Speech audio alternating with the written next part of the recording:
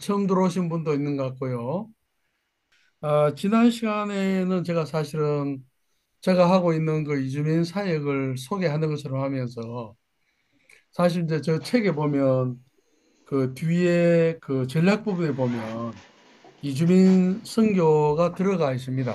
제가 이제 오늘 책 그 전체 내용 소개할 때 말씀드리겠지만 오늘날 스리랑카 선교를 한다고 할때 스리랑카인들이 한국에도 와 있고 다른 나라에도 많이 가 있지 않습니까? 미국에도 가 어디 가 있는데 그 종족 전체를 묶는 의미에서 보면 선교 현지에 있는 선교사님들도 그 이 자기 종족이 가 있는 세계 지구촌 다른 데 있는 사람들하고 다 연결되기 때문에 그런 게 참 다 중요한 것 같습니다. 예, 그래서 이제 지난 시간에는 저희 사역을 소개하는 것처럼 해서 전략 부분의 뒷부분에 나오는 이주민 선교에 대해서 제가 말씀드렸고, 그 다음에는 그 정성민 교수님, 예수와 석가의 대화 한 600페이지 가까이 되죠. 그리고 그 책을 줄인 인간 부다와 신예수 그 내용을 먼저 소개를 드렸습니다. 왜냐하면 이제 저희 책에는 그 정승민 교수님이 썼던 그 내용이 상세하게 나와 있지 않습니다.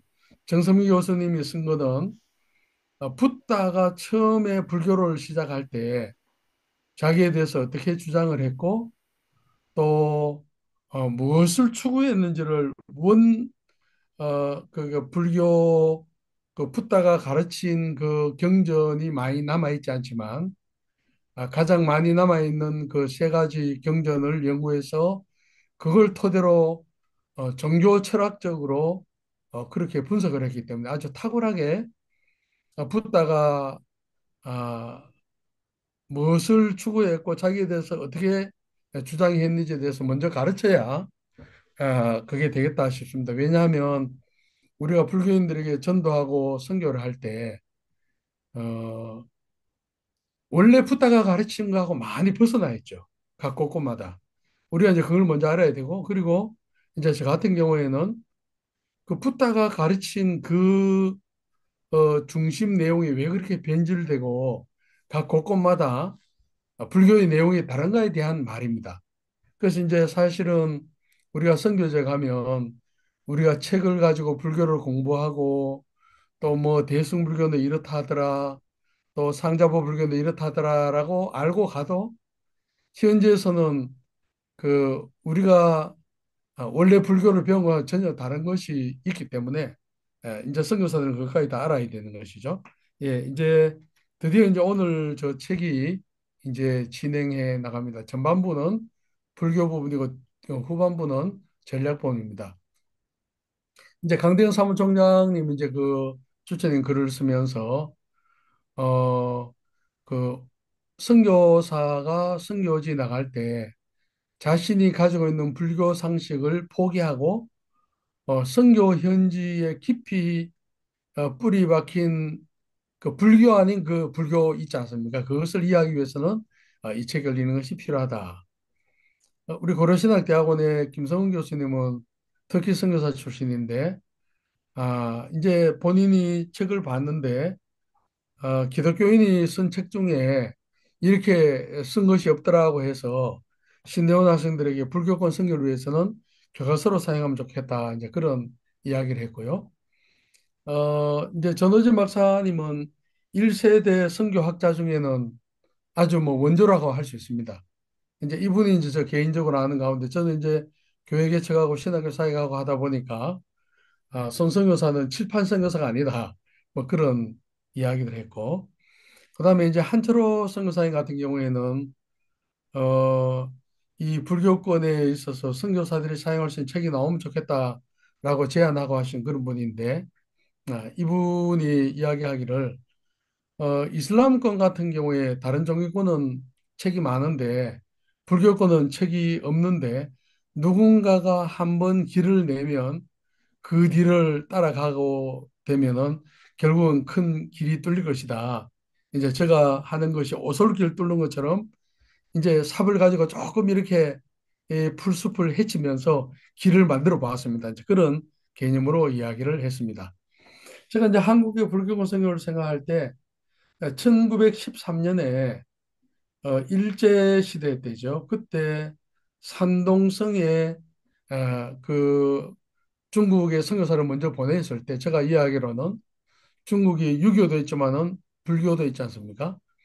그때만 하더라도 중국이 공산화되기 전이어서 불교권 선교의 첫 출발을 제가 이야기로는 1913년에 한국 교회가 보낸 그 산동성의 그 선교사들을 가장 먼저로 생각하면 100년이 넘는 것이 아닌가 그런 생각이 듭니다.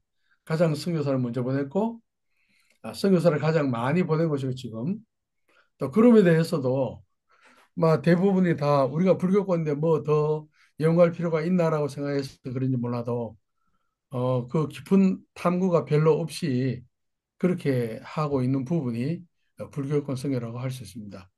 아릴락이라는 곳에서 종교 권역별로 선교사들이 사용할 수 있는 그 텍스트북을 이렇게 공모를 해서 했는데 저 같은 경우에는 불교권 선교를 쓰게 되었습니다. 예, 그 종교 권역별로 한국어로 된 선교 관련 책이 제가 이제 아는 분을 만났을 때 자기가 이슬람 어, 서적 가운데 한국어로 된 책이 200종류 넘는다고 이야기를 했습니다. 그리고 힌두교는 한 40종류가 넘는데요. 그 불교권은 막 거의 없는 그런 실정입니다. 그래서 이제 정성민 교수님이 예수와 석가의 대화라는 책을 썼고 제가 이제 불교권 선교 가이드를 정성민 교수님은 원래 인도 선교사 출신으로 이분은 뭐 공부를 아주 많이 한 분인데 예수와 석가의 대화는 이분이 10년 연구해서 쓴 거기 때문에 불교권 사람들이 이 책을 봐도 불교 학자들 중에도 이만큼 쓰기가 힘들 정도로 아주 잘 쓴 역작입니다. 그래서 이제 예수와 석가의 대화에 있어서 제목은 기독교와 불교가 대화가 가능한가라는 것처럼 보이지만 그 붓다 우리 이제 그 석가라는 이름 어, 쓰는데 뭐 10가지가 넘습니다 명칭이. 저는 이제 붓다로 깨달은 자라는 의미의 붓다를 쓰겠습니다. 이제 붓다가 원래 자기에 대해서 뭘 주장하고 붓다가 원래 시작한 불교의 그 원형이 어떤 것이었는가를 아주 파헤쳐 놓은 겁니다. 예, 그래서 이제 정성민 교수님의 책을 보면 붓다가 원래 가르친 어떤 것은 종교가 아니고 하나의 그 무신론적 철학이라고 할 수가 있습니다.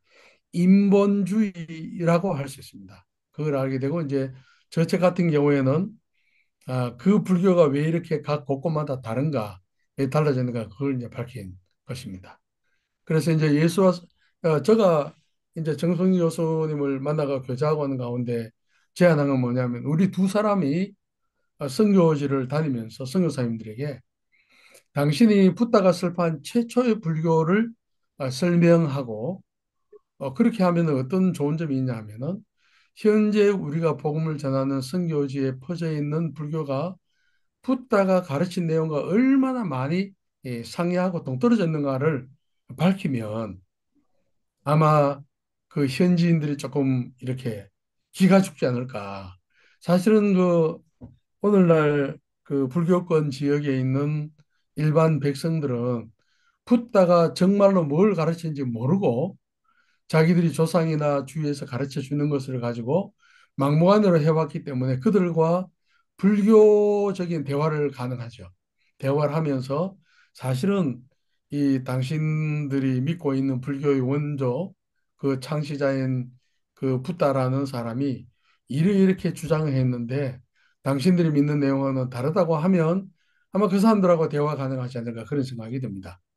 예, 그래서 이제 저 같은 경우에는 그 붓다의 초기 가르침에 대한 깊은 탐구보다는 이제 오늘날 세계 불교권 전체에 흐르고 있는 어떤 일반 불교의 모습을 정리해 놓은 거라고 생각하면 되겠습니다. 그래서 이제 현지 선교 사이에서 불교 자체에 대한 이해를 다룬 것이 거의 없었고요. 그러면 이제 그러면 왜 불교권 선교사들이 한국 교회에서 10,000명은 되는데 그 10,000명 되는 선교사들 가운데 왜 이런 작업을 안 했을까 라고 생각했을 때 제가 이해가 갔습니다. 사실 이제 제가 이 불교 부분은 동국대 불교학과 나온 그 기장천 목사님을 제가 잘 알아가지고 고려신대 대학원에서 잠시 성교학 DHM을 가르칠 때 그분을 특강 강사로 모셔서 특강도 듣고 하면서 그분에게 제안을 했습니다.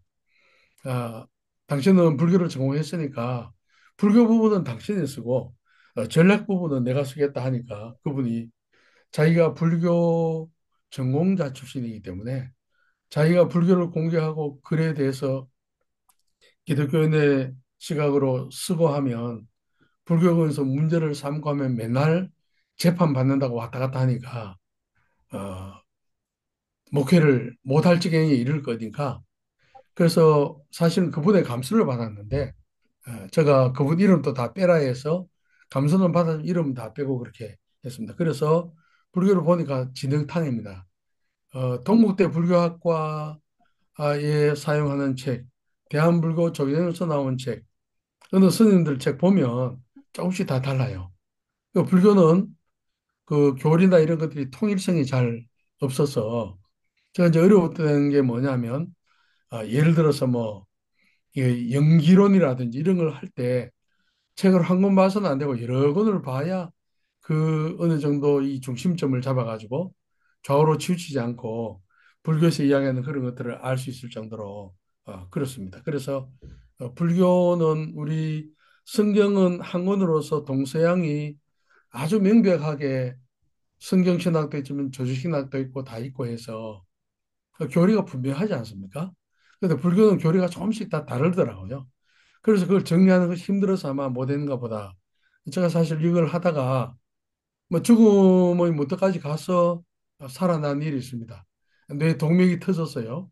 그 의사 선생님들 말로는 99.9%는 인생이 끝났는데 하나님이 기적적으로 그 뇌에 있는 동맥을 다시 연결시켜 주셔서 살아난 일이 있습니다. 책을 다 쓰고 난 뒤에 그런 일이 있었습니다. 1913년에 중국 산동성에 김영훈, 사병순, 박태로 이런 분들을 이제 보냈고요. 해방 이후에는 1956년에 태국의 최창현 선교사님 중심으로 이렇게 하면서 조금 있으면 2026년이 되면 해방 이후에 불교권 선교 역사가 한 70년 그렇게 가까이 됩니다. 상당히 한국교회 선교 역사 중에 불교권 선교가 제일 오래됐다. 그렇게 볼 수가 있겠습니다. 이게 이제 KWM의 2022년 통계인데 한국세계선교협의회에 소속된 교단 선교부 17, 18개 그리고 130개 정도 되는 선교 단체들 소속 그 선교사들의 숫자가 이렇습니다. 그런데 그렇지 않고 이런저런 이유로 나가는 사람들까지 합하면 틀림없이 3만 명 이상 될 겁니다. 근데 이제 그 선교사 중에 정확히 60%가 아시아에 있다고 보면 어 3만 명 한국 선교사 중에 60%가 아시아에 있다면 아시아에 난 2만 명 될 겁니다. 한국 선교사님들이. 아시아에 2만 명 되면 이슬람권도 아시아에 속해 있지만 이슬람권 선교사는 만 명이 안 되거든요. 그래서 이제 제가 짐작할 때 정확히 낼 수는 없지만 적어도 미니멈으로 만 명은 되지 않겠는가. 불교 선교사가 그렇게 충분히 볼 수가 있습니다. 인도 차이나 그 반도 우리가 이제 그 동남아라고 할 때는요. 사우스 이스트 에이시아를 할 때 11개 나라입니다. 그래서 인도 차이나 반도에 있는 그 태국을 중심으로 해서 위에 미얀마 또 라오스, 캄보디아, 베트남 이런 나라들은 내륙 인도 차이나 혹은 대륙 인도 차이나라고 부릅니다. 인랜드 사우스 이스트 에이시아하고 다른 6개국은 도서 인도 차이나라고 합니다. 예, 그래서 이제 거기는 싱가포르, 말레이시아, 인도네시아, 동티모르, 브루나이, 뭐 필리핀 뭐 이런 나라들입니다. 이런 나라들. 예, 그래서 이제 대륙 인도 차이 그 대륙 동남아 인도차이나 반도에 전체 한국 선교사 한 4천 명으로 볼 수 있습니다. 그 4천 명이 선교하는 그 주종족 타이 종족이요. 타이 종족에는 중국인도 포함이 되어 있습니다. 중국 핏줄을 가지고 있는 타이, 라오족, khmer족, 버마족, 비해족. 베트남 그 주종족을 비해족 혹은 낀족이라 하는데요. 이 사람들 주종족은 보고마율이 0.5% 이하로 볼 수가 있습니다. 예를 들면 미얀마 같은 경우 보고마율이 높지만 대부분이 뭐 이렇게 카렌족이라든지 까친족이라든지 그 버마족 원래 그 버마의 메인 종족은 예수를 믿지 않습니다. 다른 나라도 그게 태국도 마찬가지입니다. 태국은 보고마가 1%안 되는데 뭐 그중에 한 거의 1% 되지 않은 그 인원 중에 한 거의 50%가 아마 그 소수 종족입니다. 그래서 결국은 그 복음이 인도차이나 반도에 들어간 지 오래됐지만 아직도 그 주종족을 뚫지 못하고 있다. 그렇게 우리가 결론 내려도 될 것입니다. 제가 이제 엔코이라고요. 그게 뭐 국가전략회의 하면서 어, 그 한국 교회 선교사들, 선교 지도자들, 목회자들 전체 모임 몇백 명 할 때 제가 이제 그 불교권 틀에 어, 가서 이제 제가 강의하는 가운데 제가 이렇게 한번 만들어 봤습니다. 불교권 선교 여사까지 성찰해서 일반 한국 다른 선교사들하고도 많이 관련되는데 제가 가만히 앉아서 이제 생각하면서 이렇게 정리해 봤습니다. 불교권에 있는 선교사들은 연구하지 않고 기록하지 않는다. 제가 이제 연구하지 않고 기록하지 않는 이것에 대해서 지난 12월 마지막 주에 주태한인 선교사 전체 수련회 때 제가 강의할 때 그때 심창섭 선교사님, 그러니까 총신의 그 교회사 가르쳤던 심창섭 선교사님이 저 교수님이 와서 그 선교사를 대상으로 이야기를 하면서 선교사들이 기록하지 않는 것은 너무 이기적이다. 예. 왜 이기적이냐면 기도 편지 외에 기록을 해서 다른 사람이 볼 수 있도록 다른 사람을 위해서 헌신하지 않기 때문에 그거는 아주 이기적이다. 그렇게 선교사들에게 아주 꾸중하는 걸 봤습니다.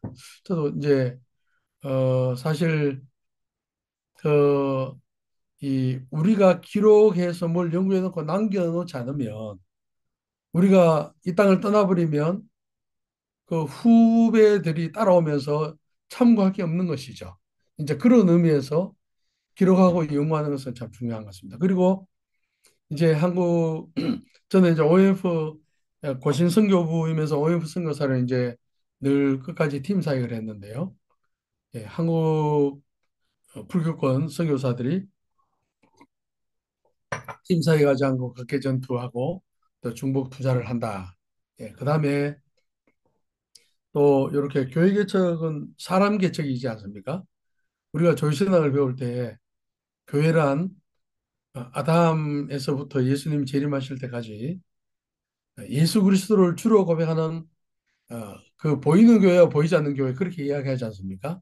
그걸로 볼 때 원래 교회는 영혼인데 어, 신학교 들어가서는 그 신학을 배워놓고는 그 땅 사고 건물 짓고 하는데 이런 걸 많이 해버리면 우리가 건축학을 전공한 것도 아니고 한데 좀 이거 너무한 거 아닌가 본질에서 너무 벗어나요. 물론 건물이 필요합니다. 저도 방콕에서 교회를 개척한 그 건물 저가 건축한 건 아니고 오해부 선교사 중에 독일 선교사 팀이 그걸 인수인계해서 결국 독일 교회에서 또 태국 교회에서 모금해서 건물을 제대로 지었기 때문에 방콕에 아직도 그 건물이 남아 있고 교회가 됩니다.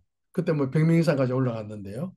그래서 필요하긴 하지만 교회 개척이라고 할 때 이 땅 사고 건물 짓고 이런 걸 중심에 있으면 좀 곤란하지 않는가. 결국 돈 중심이죠. 그다음에 선교사들이 선교를 할 때 전략 없이 무전략으로 불교가 뭔지, 현지인들의 문화가 뭔지, 그들의 특성이 뭔지 그런 걸 크게 고려하지 않고 막무가내로 복음을 전하는 거 아닌가. 그래서 결국은 그 이슬람권에 복음화가 어려운 것은 핍박 때문에 뭐 존속 살해 뭐 그런 거 있지 않습니까? 명예살인.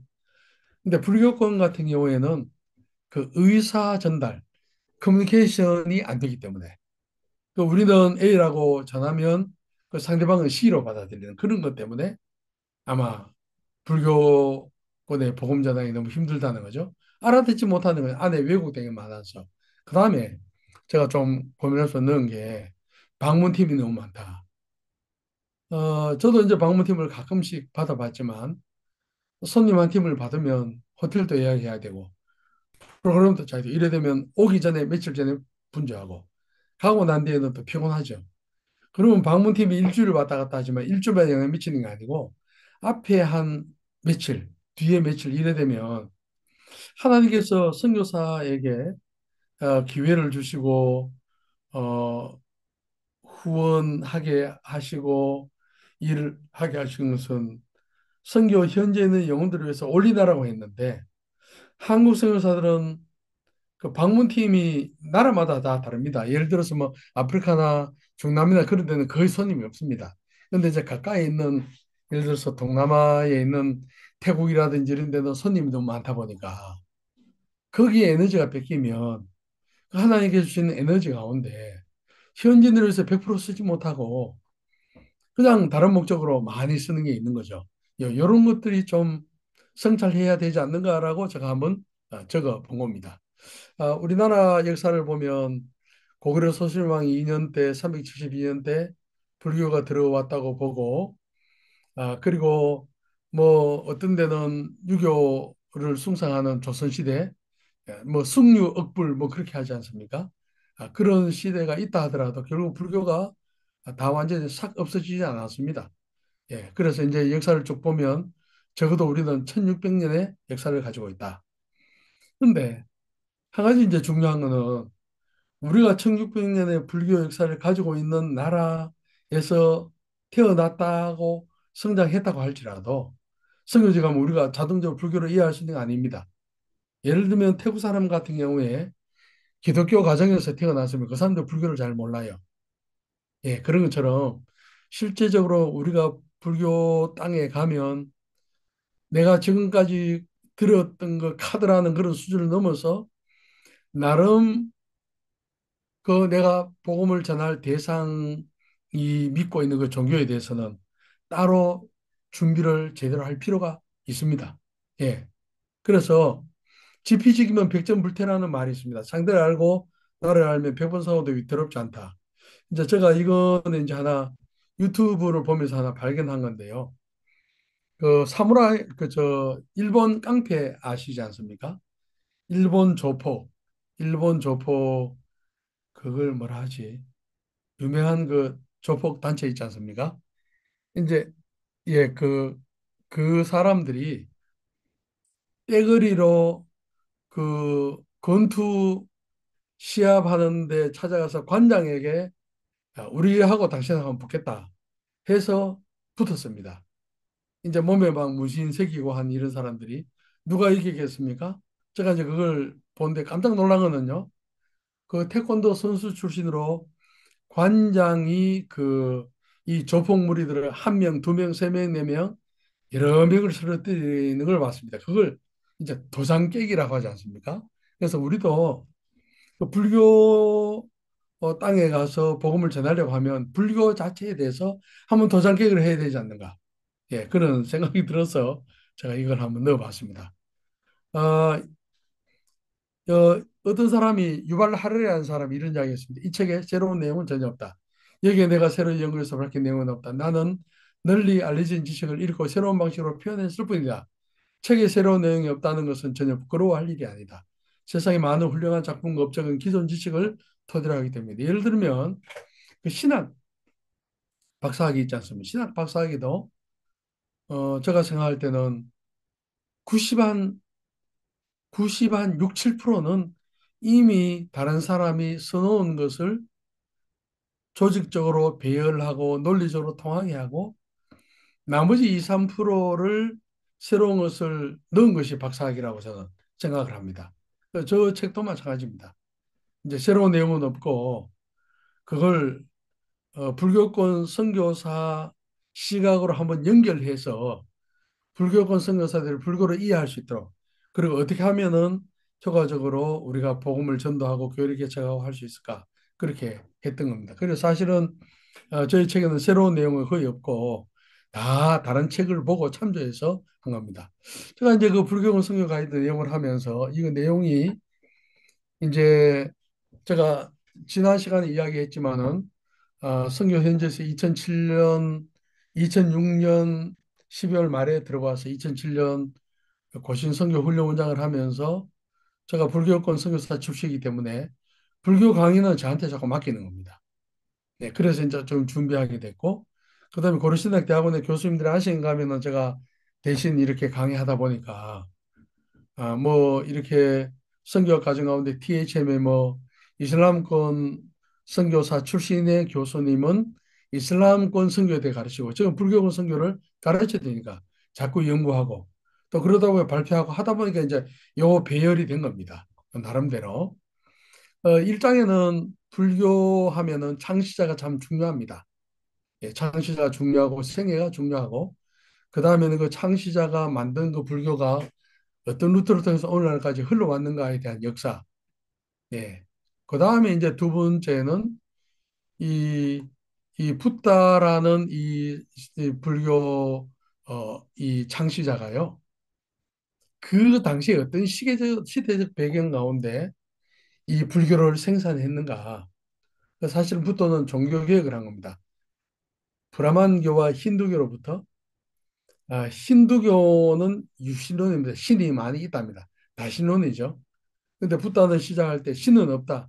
무신론을 시작했습니다. 그리고 힌두교는 사람이 죽고 난 뒤에 영혼이 남는 영혼이 있다. 예, 뭔가 있다. 그 힌두교 윤회는요, 우리가 오늘날 이해하는 그 윤회라고 할 수 있습니다.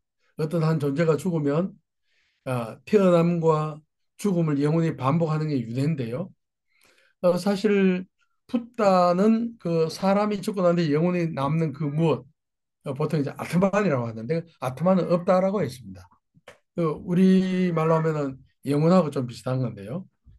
붓다는 사람이 죽고 난 뒤에 영혼이 남는 그 무엇이 전혀 없는데 힌두교에서 주장하는 그 이 윤회설을 가지고 왔어요. 그 붓다가 주장한 윤회하고 힌두교의 윤회가 다릅니다. 붓다가 주장한 거는요 상징적 윤회설입니다. 상징적 윤회설. 우리가 성찬 그 논쟁이 있지 않습니까? 예, 성찬 논쟁 칼빈이 있고 루테란이 있고 그 다음에는 캐톨릭이 있지 않습니까? 예, 그 캐톨릭 같은 경우에는 예수님의 그 피를 상징하는 포도주와 몸을 상징하는 떡을 먹으면 실제로 그것이 떡과 포도주가 된다고 그렇게 믿거든요. 네. 그런데 이제 이 특별히 칼빈주의자들 같은 경우에 상징성을 주장하지 않습니까? 그런 것처럼 그렇습니다. 예, 그다음에는 불교권 선교사라고 할 때 만약에 태국 선교사라고 하면 태국만 알면은 되지 않습니다. 제가 이제 참 부끄러운데 저도 불교를 본격적으로 연구하게 된 거는 선교지에서 들어와서 선교 훈련 원장하고 시간이 지나고 하면서 불교를 연구해서 제대로 이제 조금씩 연구를 하게 되었습니다. 연구를 해보니까 제가 참 부끄럽게 느꼈던 거는 일반 학자들 가운데 동남아나 태국이나 연구한 게 참 많더라고요. 그러니까 선교사들이 연구하는 거의 없는데 일반 학자들은 거의 연구를 다 해놨어요. 그런 측면에서 태국을 연구하기 위해서는 인도와 중국을 알아야 되고 왜냐하면 인도 차이나 반도니까요. 인도와 인디아와 차이나 중간에 있는 인도 차이나 반도잖아요. 그러면 이 동남아인데 동남아시아에 11개국이 있습니다. 도서 동남아시아, 내륙 혹은 대륙 동남아시아. 이게 원래 한 덩어리로 붙어 있다가 흩어진 거거든요. 종족도 그렇고 종교도 그렇고 이 태국을 제대로 알려고 하면 인도 차이나 반도와 필리핀과 말레이시아와 그리고 저 인도네시아와 이런 데를 다 전체적으로 알아야 되는구나. 비행기를 타고 올라가야 태국이 전체 보이고 비행기를 타고 높이 올라가면 인도차이나 반도 5개국이 다 보이듯이 그 위에서부터 쫙 내려오면서 점점 우리가 성경을 공부할 때 통독적인 관점에서 창세기부터 요한계시록까지 한 시간 만에 요약하지 않습니까? 뭐 더 디테일하게 창세기를 그냥 5시간 할 수도 있고 그렇지 않습니까? 그런 것처럼 결국은 내가 복음을 전하고자 하는 불교권의 한 나라의 사람을 알려고 하면 그 나라를 끼고 있는 주위에 있는 여러 동질 문화권, 육지가 붙어 있고 문화가 연결이 되고 언어가 연관이 되고 종교가 연관이 되는 이런 것들을 다 그걸 다 볼 때 드디어 나무 한 그루를 볼 수 있겠구나. 태국 선교는 나무 한 그루거든요. 그러면은 그 산 전체 산맥을 전체를 보려고 하면 이 11개국 혹은 조금 더 넓게는 인도하고 중국까지 다 봐야 아시아권을 많이 봐야 태국을 제대로 이해할 수 있다. 그런 측면에 있어서 불교권의 일반적인 환경을 알아야 된다는 겁니다. 그다음 이제 불교의 핵심 교리를 알아야 되고 그다음 제가 반야신경 넣은 거는 반야신경 여러분들 그 저 고려 팔만대장경 합천 에서 있는 거 아시지 않습니까? 그 팔만대장경이 한자로 한 5,200만 자가 조금 넘습니다. 그래서 이제 제가 중국 선교사님을 통해서 신구약 성경이 중국 한자로 몇 자로 되어 있냐 하니까 90 몇만 자, 90 몇만 자. 합천 해인사에 있는 그 팔만대장경이 신구약 성경의 56배더라고요. 56배 정확하게 한자 수로. 그런데 그 8만 대장경의 3분의 1에 해당하는 반야부 경전이 있습니다. 반야부 경전 압축 파일이 뭐냐? 반야시경입니다.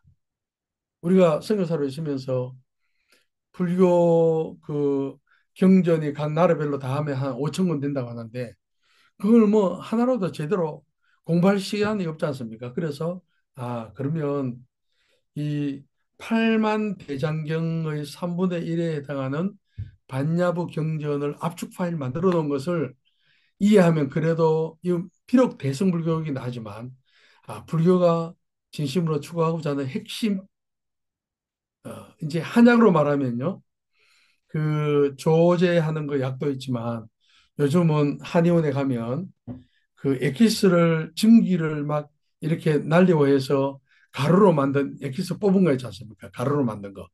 예, 그런 것처럼 결국 반야신경은 불교의 압축 파일이다. 라고 할 수 있어요. 그래서 선교사님들이 다른 경전을 연구할 수 없기 때문에 제가 반야신경을 집어넣은 겁니다. 그다음에 우리나라는 대승불교 그 배경이 있으니까 선교지 가면은 뭐 스리랑카를 비롯해서 미얀마, 태국, 캄보디아, 라오스 이런 데는 상자부 불교죠. 저는 소승불교라는 단어는 쓰지 않고 상자부 불교를 씁니다. 왜냐하면 대승불교에서 너는 이기적이네라는 의미로 소승불교라고 작은 가르침, 작은 수레라 해서 소승이라고 붙였기 때문에 상좌부는 높은 자리에 앉아 있는 장로들의 가르침이라는 뜻입니다. 이제 상자불교하고 대승불교의 차이점을 알 필요가 있다고 해서 넣은 거고요.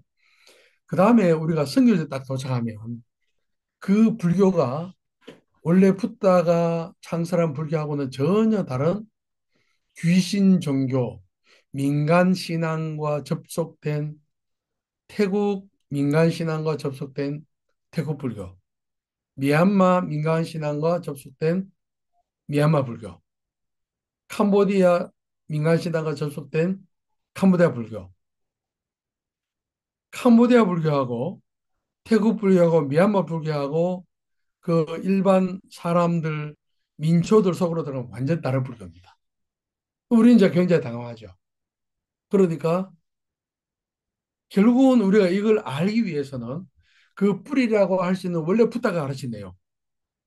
뭐 그런 것도 해서 우리가 그 나무를 옮길 때 있잖아요. 제가 참 한국 들어와서 놀란 게 뭐냐면 우리가 어릴 때는 소나무를 옮기면 죽는다고 알았습니다. 그런데 제가 그 조경사업하는 분들한테 물어보니까 소나무는 함부로 옮기지 않고 몇 년 전에 포크레인이나 뭐 기계를 가지고 땅에 있는 그대로 다 끊어 놓는데 몇 년 동안 그리고 나는데 상당한 시간이 지나고 난 뒤에 그걸 기계로 들어 올려 가지고 새끼로 딱 이렇게 딱 이렇게 지진 감으면 이미 뿌리를 잘라놨는데 거기 잔뿌리가 나왔겠죠. 그리고 그 흙을 가능하면 많이 가져와서 심어 놓으면 아파트, 서울 같은데 옮길 수 있답니다. 소나무는 별거 아니지만 그 옮겨 놓으면 그게 천만 원, 이천만 원 하거든요. 네. 그래서 결국은 우리가 이 민간 신앙과 습합된 그 현지 불교를 알기 위해서는 원래 붓다가 가르친 불교로부터 해서 그걸 서서히 뿌리 주위에 있는 넓게 파고 그걸 다 알고야 비로소 현지인들이 가지고 있는 불교를 알 수 있다는 거죠. 그 원래는 불교가 이랬는데 왜 이렇게 굽어서 불교도 아닌 것이 불교 옷을 입고 이래 들어왔는가 하면서 그걸 알 때 같은 전도를 하더라도 성경 구절을 같이 사용을 하더라도 그 어, 불교 배경을 가진 사람들이 다 다르지 않습니까? 똑같은 성경 구절을 달리 설명할 수 있고 적용을 달리 할 수 있고 결국은 그들이 가지고 있는 잘못된 것을 이렇게 돌파할 수 있는 해답을 발견할 수 있다는 거죠. 그런 걸 다 이렇게 소나무를 옮길 때 깊이 파고 멀리 파고 시간을 걸려서 그렇게 하는 것처럼요. 이제 그런 식으로. 나중에 이제 불교 기독교의 근본적인 차이. 그 다음에 이제 구장에 가서는 선교 전략이 나옵니다. 이제 전도, 교회 개척. 교회 개척할 때 우리가 출구 전략도 있지 않습니까? 우리가 교회를 개척할 때 재생산할 수 있는 교회를 목표로 하면 첫날부터 재생산하는 교회로 기치를 어, 꽂고 하지 않습니까? 예를 들면 내가 개척한 교회가 선교사를 파송하기를 원한다면 첫날부터 그 목표를 넣고 기도하고 그렇게 하지 않습니까? 뭐 예를 들면 그런 것들, 예, 선교 전략이 된 거. 그래서 이 책은 앞에 불교와 기독교의 차이까지 딱 반, 그리고 선교 전략은 딱 반입니다. 예. 그래서 이제 그 외에 이제 제가 방법 중심 쭉 하고 하면서 마지막에 뭘 넣냐면은 선교적 교회와 이주민 선교와 비즈니스 미션.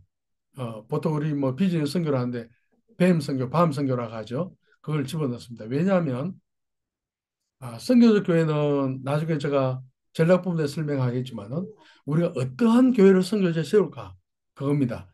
해외 선교 열심히 하자가 아니고 주님께서 이 땅에 교회를 사도행전 2장 성령 강림 이후에 이 땅에 교회를 세우실 때 어떤 교회를 세우셨나?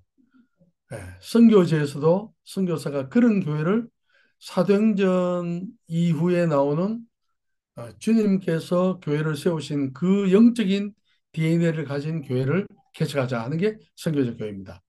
이주민 선교를 집어넣은 거는요, 한 종족의 복음화를 할 때 그 종족이 난민으로 미국도 가 있고 프랑스도 가 있고 영국도 가 있고 한국도 가 있고 예를 들어 태국 사람 같은 경우에는요, 미국도 많아요.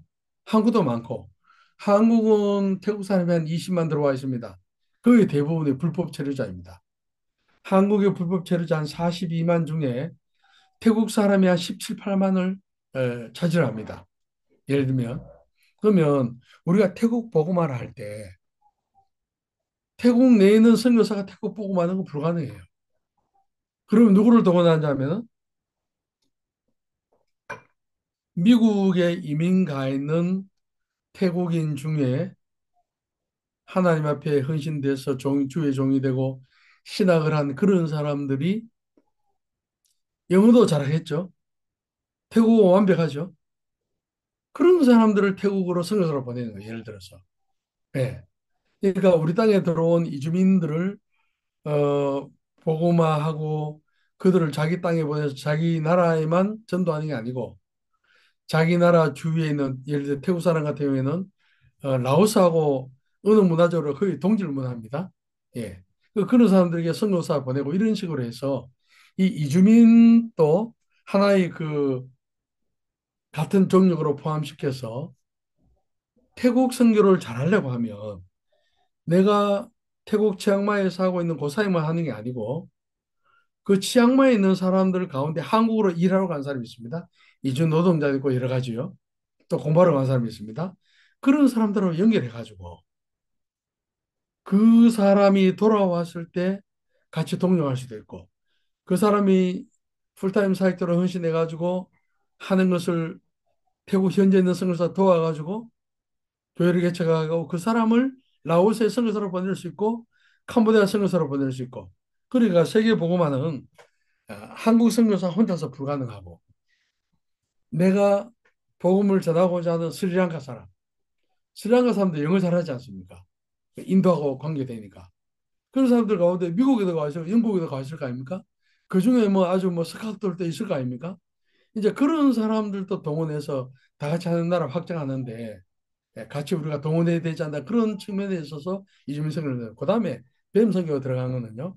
비즈니스 미션인데 이거는 제가 이제 그 필리핀 선교사님 중심으로 해서 코로나 시대에 그 선교사 줌 새벽기도가 있었습니다. 그때 이제 들어가는 가운데 저도 이제 뱀 선교 훈련을 받기도 했습니다. 가만히 보니까 한국 교회가 성장이 멈춰지고 한국 교회에서 동원할 수 있는 인적 물적 자원이 점점 줄어듭니다. 그러면 선교사가 그 비즈니스 이런 쪽으로 우리가 알고 난 뒤에 현지인들에게 비즈니스를 하게 하고 그들이 헌신하게 해서 땅 사고 건물 짓고 또 헌신하게 하는 그런 측면에 있어서 한국 교회 그러니까 우리 이 주파성 교회 후원 교회 자원은 굉장히 제한되어 있다는 거죠. 그런데 우리가 필요한 많은 자원들이 선교지에 있거든요. 결국은 현지인들을 독립화시키기 위해서는 교인들이 비즈니스를 잘 할 수 있도록 도우고 그것을 성교사 가이드하고 그러니까 성속 이원은 개념이 아니고요. 그런 식으로 해야 아, 이 하나님께서 우리에게 주신 영적 자산을 최대한 풀로 가동하는 게 되지 않냐 그런 뜻입니다. 그런 측면에 있어서 코로나 3년 동안에 부각된 요 세 가지를 넣어서 전략에 포함을 시킨 겁니다. 자, 이제 불교 창시자에 대해서 그리고 역사에 대해서 조금 알아보겠습니다. 아시다시피 불교 발생지는 그 룸빈이라는 곳입니다. 네팔. 그러니까 인도하고 그 국경. 저는 이제 룸빈에 가보지 못하네. 저 기회가 있으면요. 그 불교 발상지 룸비니에 가면 뭐 거창한 많은 유물들이 있더라고요. 거기에도 한번 가봤으면 좋겠다. 그래서 여기에서 이제 발생을 했습니다. 예. 근데 고타마 시타르타입니다. 우리식으로 하면 영어식으로 하면 시타르타 고타마입니다. 고타마 성이고 시타르타는 이름입니다. 불교는 부처의 가르침의 종교인과 동시에 부처가 되기 위한 종교입니다. 부처라는 말은 산스크리트 붓다를 한문으로 불타로 표기한 말입니다. 그래서 의미는 눈을 뜬 자, 깨달은 자 그런 뜻입니다. 불교는 이제 깨달음이 목표이기 때문에 예. 명칭은 붓다라는 명칭은 상자부 불교에는 창시자에만 적용됩니다. 태국 사람 같은 경우에는 붓다를 프라푸타 짜오라는 단어를 씁니다. 근데 아무리 자기가 깨달았다 할지라도 프라푸타 짜오라는 단어를 쓰지 않습니다. 근데 대승불교에는 깨달은 모든 사람을 붓다로 지칭을 합니다. 예, 그게 좀 다릅니다. 그 출생 연도는 다 다릅니다. 뭐 주전 뭐 10세기부터 주전 5세기까지로 보는데 이게 너무 많이 헷갈리고 하니까요. 제4차 세계 불교도 대회 네팔 카트만두에 있을 때 1956년을 불기 2500년으로 하자라고 통일을 했습니다. 그래서 이제 붓다의 그 생물 연도를 BC 624년에 태어나고 544년에 입적, 인별 혹은 죽었다. 예, 열반에 이르렀다라고 보자는 겁니다. 예, 요거 할 때 태국은 좀 1년이 또 차이가 나는 것을 제가 알게 됐습니다. 자, 단일하게 우리가 예를 들어서 뭐, 그 어떤 뭐 허드슨 테일러다. 아도니람 저더슨이다. 그 사람을 위한 그 자서전 있지 않습니까? 그 책에는 뭐 아도니람 저더슨이 어느 주 출신이고 학교는 어디 다녔고 평생 동안 사역은 어떻게 죽을 때까지 있지 않습니까?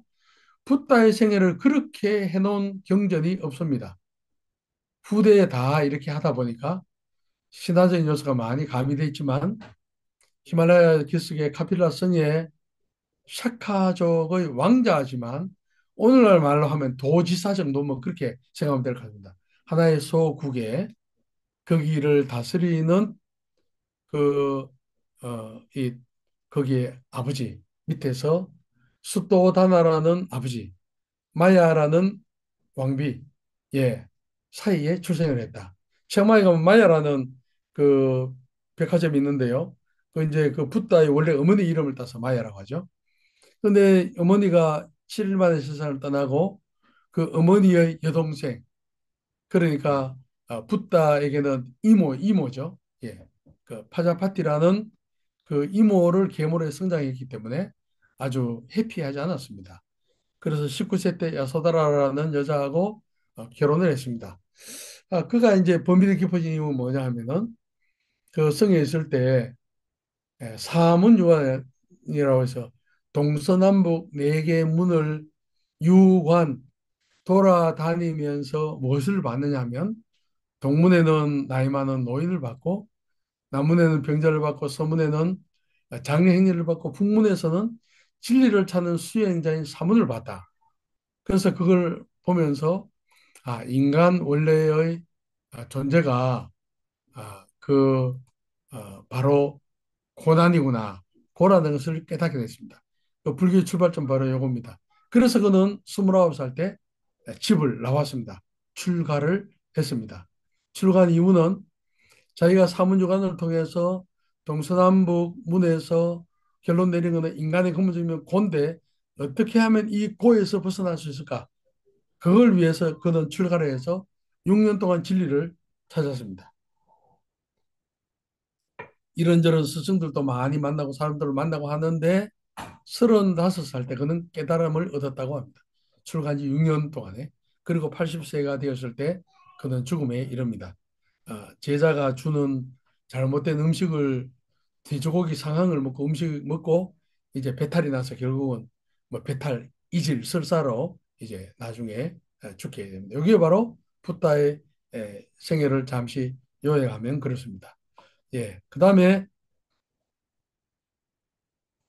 이제 붓다의 마지막 설법을 아단 수제자가 할 때 한자로 표현하면은 자등명 법등명 너 자신을 등불로 삼아라. 법은 다르마라고 하고 태국말로 탐마라고 하는데요.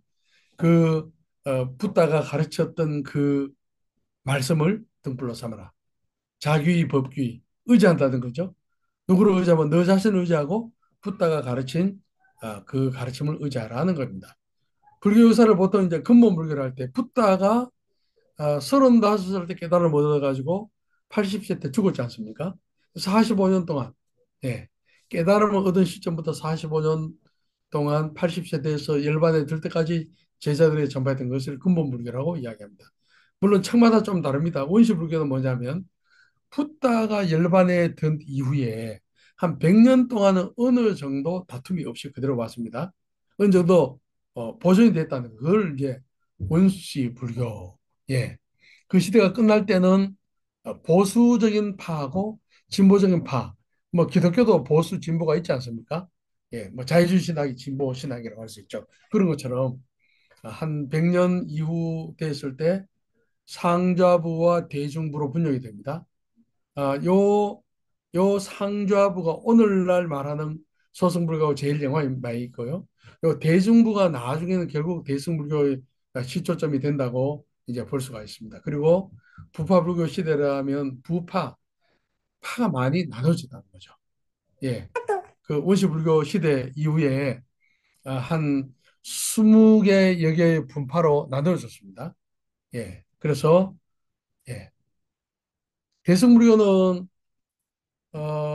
그 대승불교가 시작한 시점을 붓다가 열반에 든 이후에 한 5, 600년 이후라고 보면 됩니다. 사실 붓다가 죽은 그 해를 아무도 모르기 때문에 대승불교는 BC 1세기하고 AD 1세기 사이에 태어났습니다.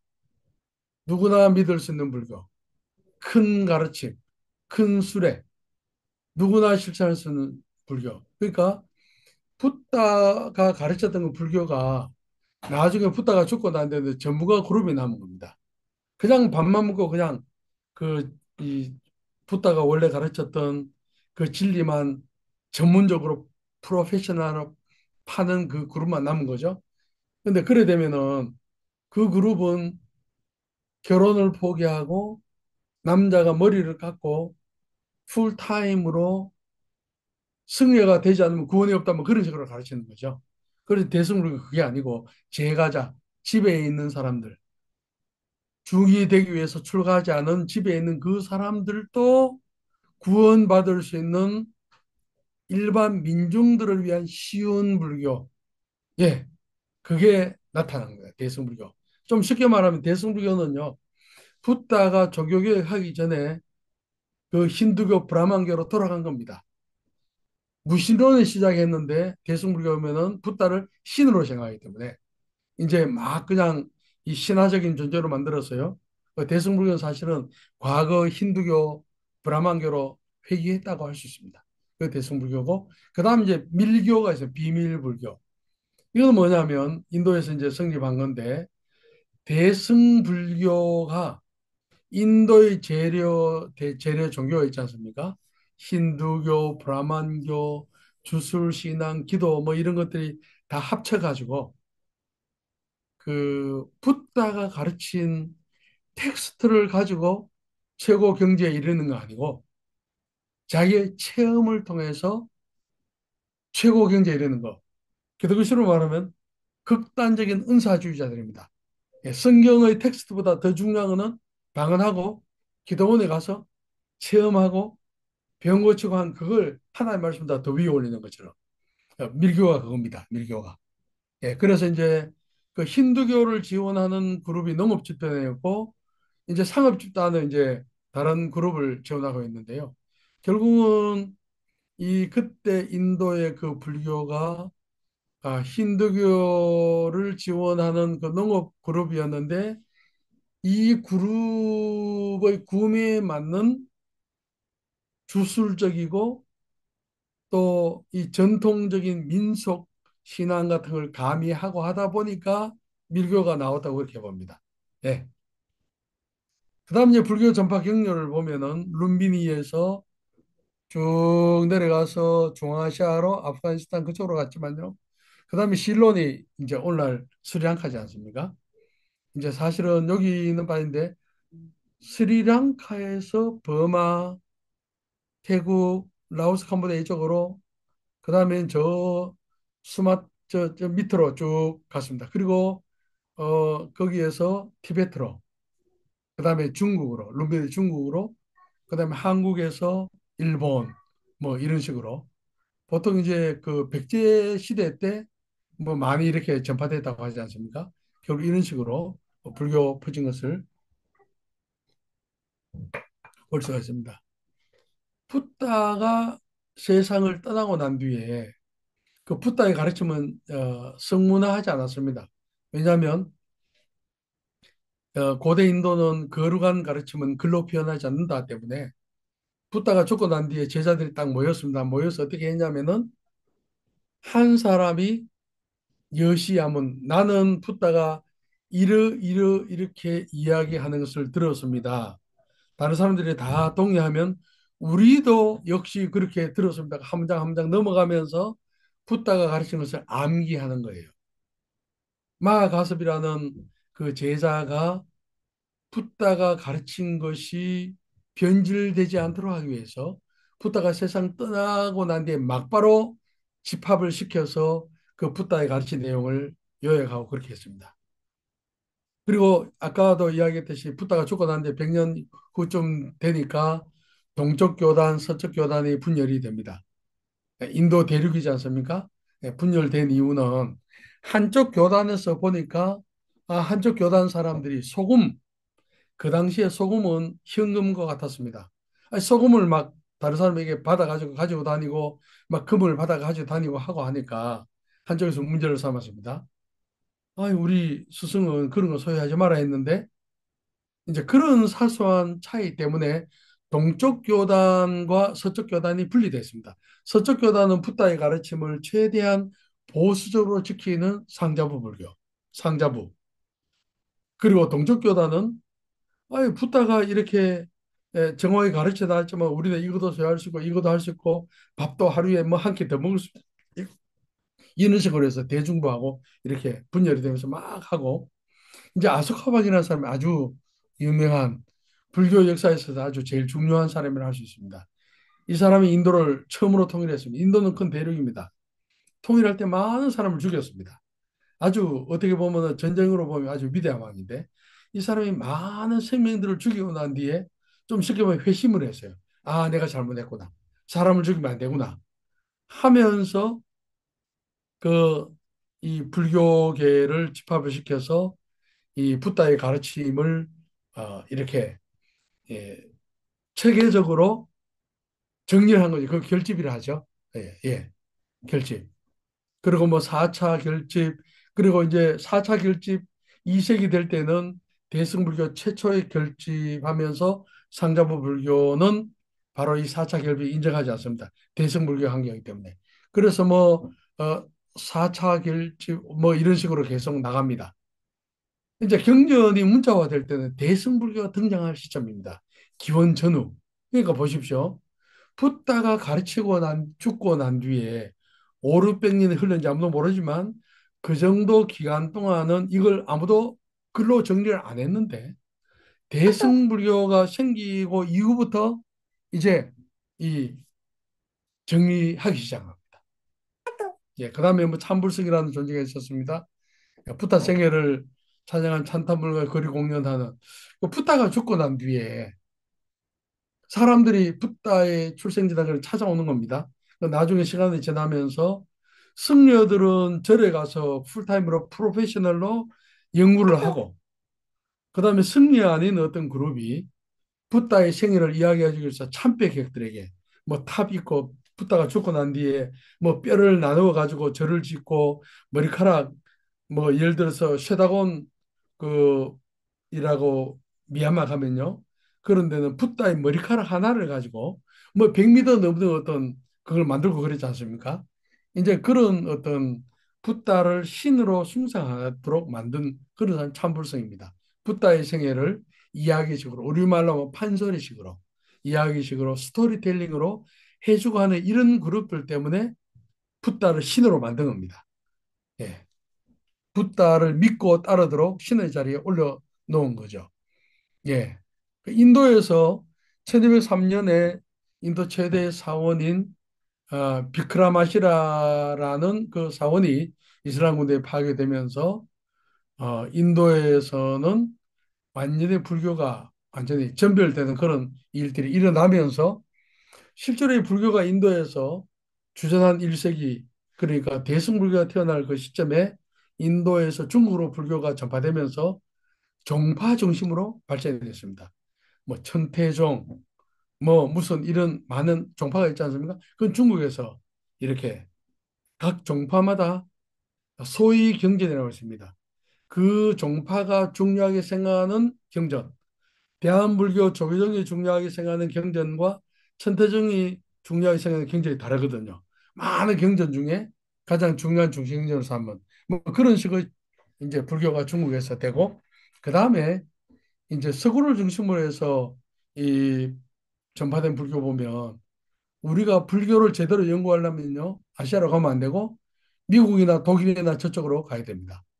서양 불교는 민간 신앙과 습합된 것이 없이 그런 부분을 빼고 서양 사람들이 놀리지 않습니까? 그러다 보니까 저도 이제 이 책을 쓰고 할 때 뭐 시카고 대학이라든지 무슨 대학이라든지 서구의 일반 대학에서 교과서로 쓰는 그런 책들을 구해가지고 붓다가 원래 가르친 게 뭔지 그렇게 참조한 일이 있습니다.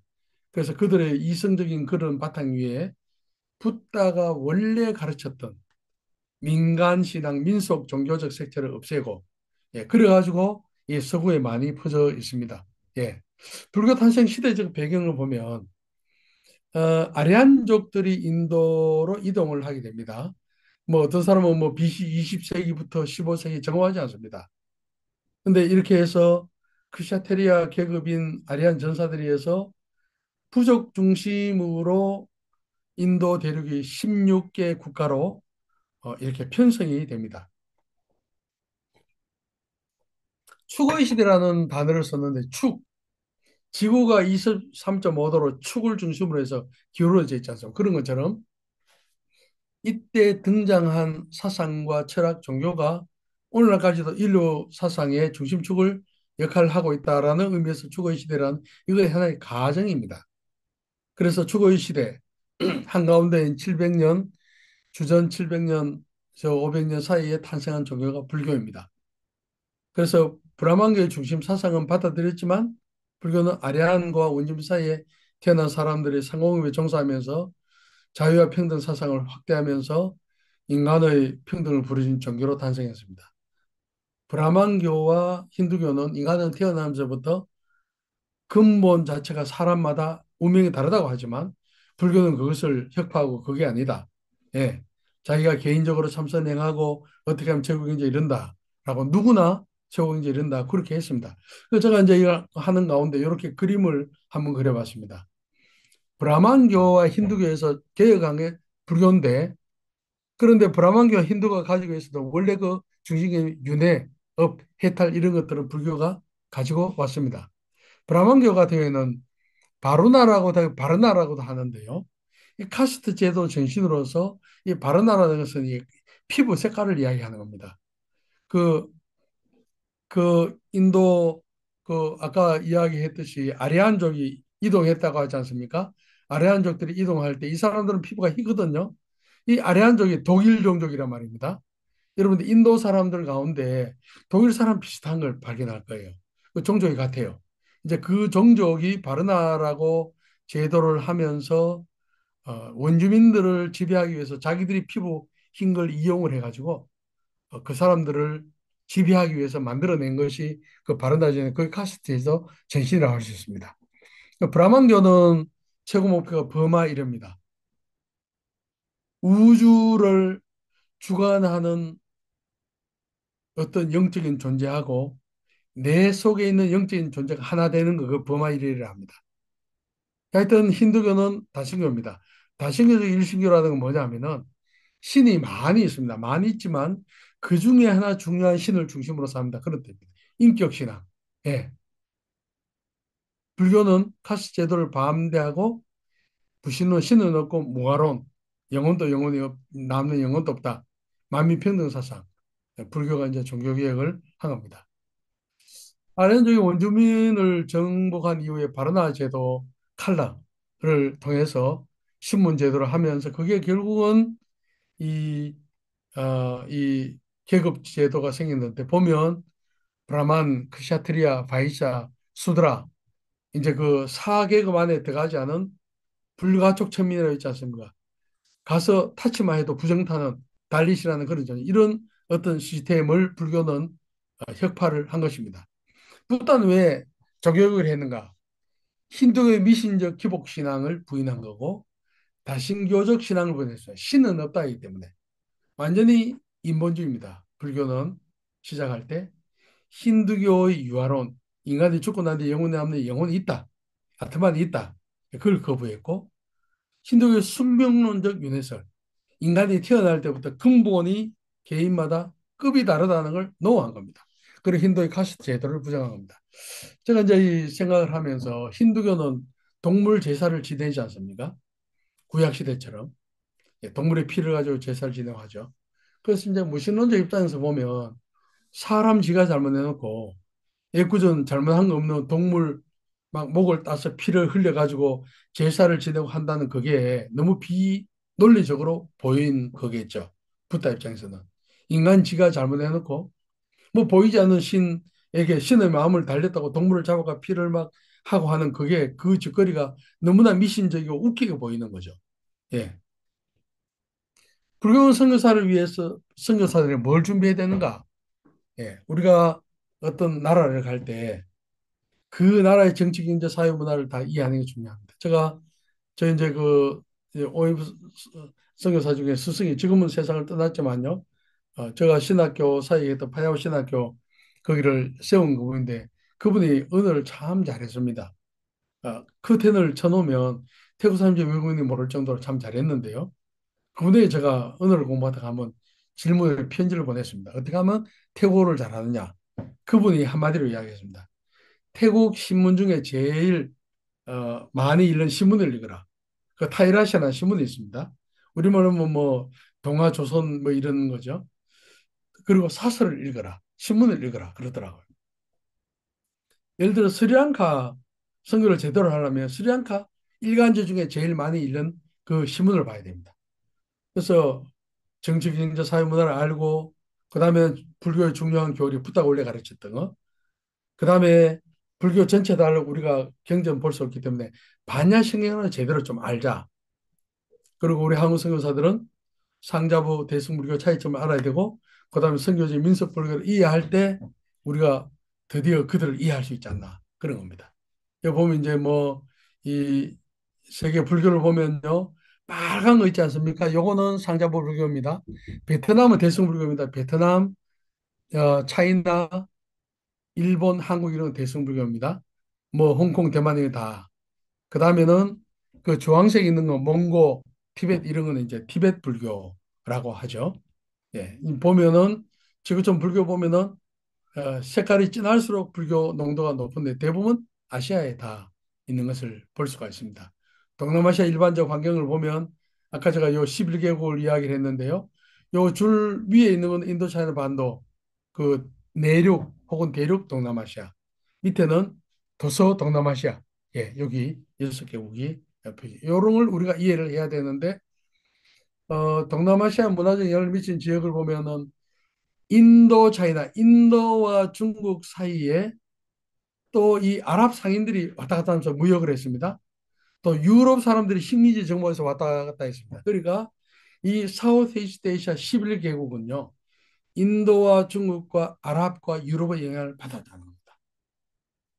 그래서 이 종족을 보면 대륙 동남아시아의 메인 종족이 한 47개 되고 도서 동남아시아 49, 한 50개의 종족이 각각 있습니다.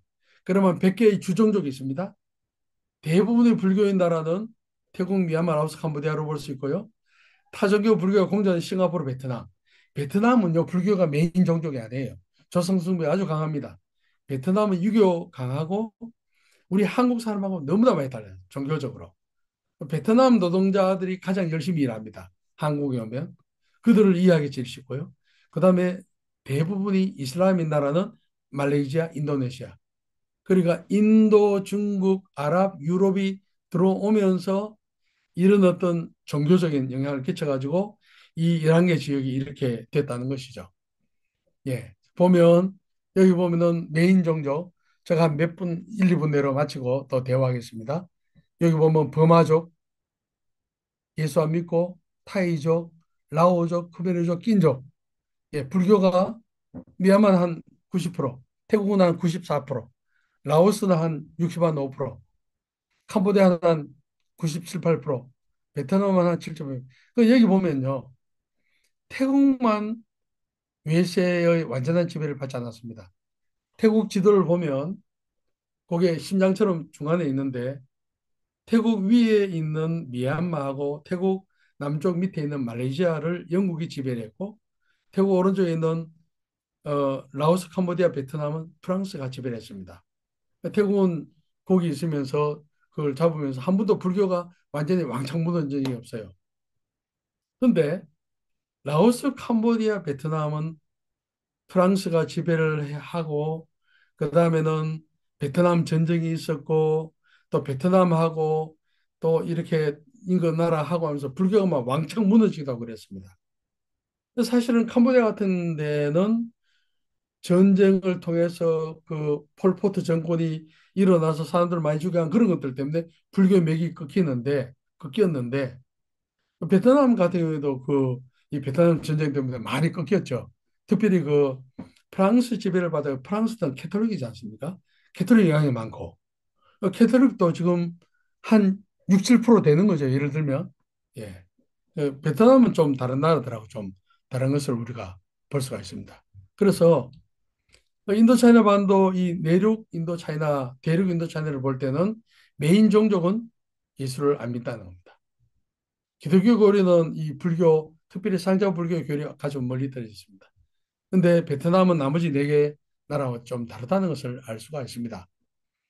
인도 차이나 반도 이 정확한 데이터를 내기 힘들지만요. 이렇게 사원이 많고 그 풀타임 그 승려들이 많습니다. 예, 이런 사람들이 하여튼 이 대륙 전체 2억 한 5천만 명의 영혼들을 떠받치는 그런 영적인 역할을 한다라고 볼 수 있어요. 오늘 이제 요 뭐랄까요? 그 서론 부분 격으로 이제 다음 시간에는 불교의 그 중요한 출발점이 고난 있죠.